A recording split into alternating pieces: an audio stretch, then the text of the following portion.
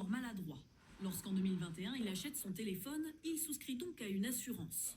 Pendant 2 ans, il paie les mensualités prévues par le contrat. Mais en 2023, sans explication, les paiements deviennent subitement bien plus conséquents. On a des prélèvements à 49,99 € pour un contrat qui avait été souscrit à 24,99 €. Et surtout bien plus nombreux. C'est complètement aléatoire, c'est-à-dire que la plupart du temps, ils le font chaque mois. Et puis des fois, à 24 heures, 48 heures ou 72 heures, on peut se retrouver avec 50 € en moins ou 70 €.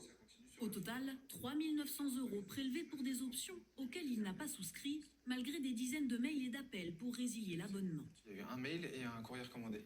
Ils n'ont pas répondu au mail, ils ne sont pas allés chercher le recommandé. C'est finalement sa banque qui bloque les prélèvements. Steven fait partie des milliers de victimes présumées qui portent plainte contre la société Indexia, longtemps leader de l'assurance en Europe, connue sous différents noms, Upside ou Cyrana par exemple.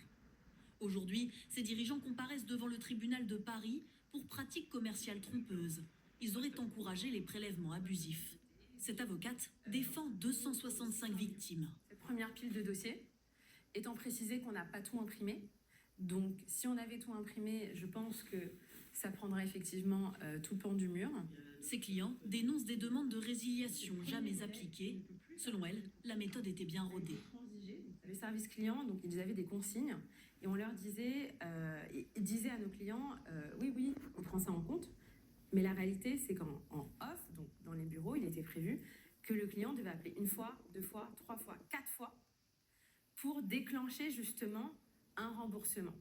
En mars 2023, nous avions pu échanger avec l'un des directeurs de l'entreprise qui reconnaissait alors des erreurs, mais se défendait de toute escroquerie.